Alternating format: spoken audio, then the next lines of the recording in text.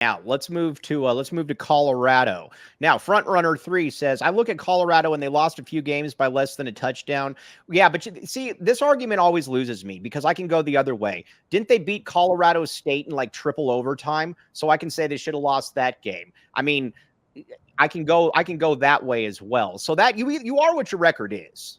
Colorado fans are wild. Like, there's one going after me on Twitter.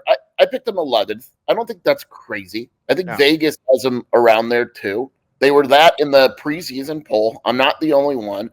But, like, this dude, like, a couple of people on Twitter, like, mad at me. It's like, It's a weird fan base in the sense that it's like, look, I get you love Deion. He's your guy. Support him.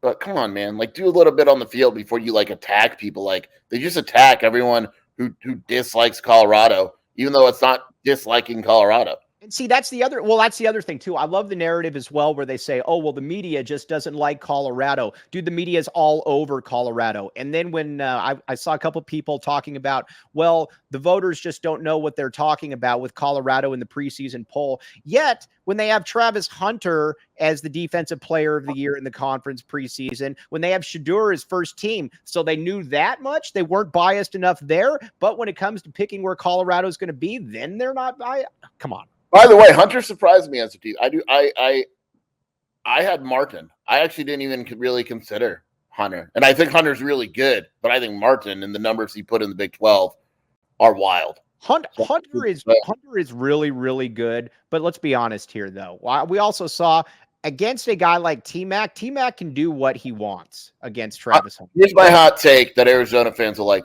why do we assume that Travis Hunter is significantly better than Takario Davis at corner?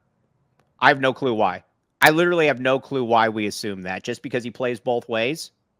Because he was more highly rated in high school? Yeah, I mean, I don't get that one at all. But back to Colorado for a second. Again, you finished dead last year. And so they go in and they're like, well, we've got Shadur Sanders. Well, you had Shadur Sanders last year. And then they're like, well, our offensive line's better. Well, I would hope your offensive line is better than it was last year. Again, you got people who got to see it. So, but my biggest point that I'm going to keep bringing up, though, is, again, so the media is biased against Colorado as a team, but not the individual players. That's where I'm still a little bit perplexed by this year. It doesn't make any sense to me, my friend. Yeah, it's just it's this narrative that fans do to make themselves feel better, us against the world, and Deion perpetuates it and all that. And I just go back to my philosophy on Colorado or any team, basketball or football, college sports. You can't build a team with all transfers and win. Cannot do it. There has to be some sort of high school development. The ability to get these guys to mesh together is very, very difficult. If Deion does it, props to him. I'll speak up, and his philosophy would probably change a lot of teams' philosophies throughout the country, but I kind of have to see it to believe it. Do we think that now Colorado fan, do they feel if Deion leaves after this year, let's give them, let's say that they go 7-5. Let's give them the benefit of the doubt here. Let's say they go 7-5 and Deion leaves. Do they feel, does Colorado fan feel hoodwinked? Yeah, absolutely. I mean, I think that there's definitely something to that. And one last thing about Colorado, this is literally a basketball and a football program that has not been good in 30 years. So, I mean, that's kind of I think that's kind of where they're coming at. They got a lot of attention now because of Deion, but still came in last, and it's going to be fun to watch this one play out as it goes on. And Deion, the cold hero that he is, like I said, Deion says he's a leader of men, but if his kid gets in trouble because he told the kid to go get something from a security guard and the security guard to the kid, then the kid attacks the security guard, then all of a sudden Deion is nowhere to be found.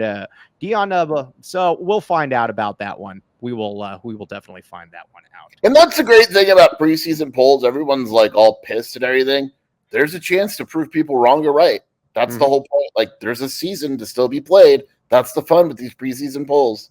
Yes, that is the very fun part about that. But again, that is when I get people that ask me about Deion. That is where I was out on Deion. Was again when you're telling the kid to go get, or when you're telling a security guard to go get your phone or your kid's phone, and the kid attacks the security guard, then you basically disown the kid because you don't want to be part of that civil trial. You lose then you bring the kid back to Colorado. The kid loses a $12 million judgment. Then you say, oh, well, yeah, go ahead, just claim bankruptcy. Meanwhile, the kid's bragging that he's got $50K that he's got to spend this Saturday. So again, Deion's a leader when he wants to be a leader.